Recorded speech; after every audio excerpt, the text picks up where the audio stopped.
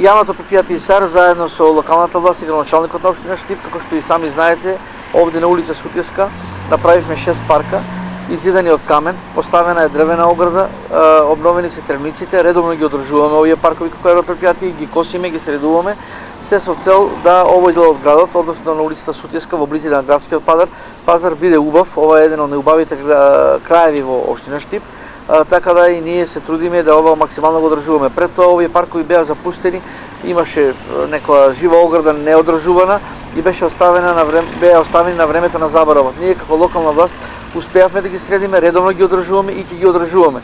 Не само тоа, туку сакам да најавам дека сега секаде каде што има потреба, овде во оваа малост, граѓаните може да се обратат за поставување на урбана опрема, како што се клупи.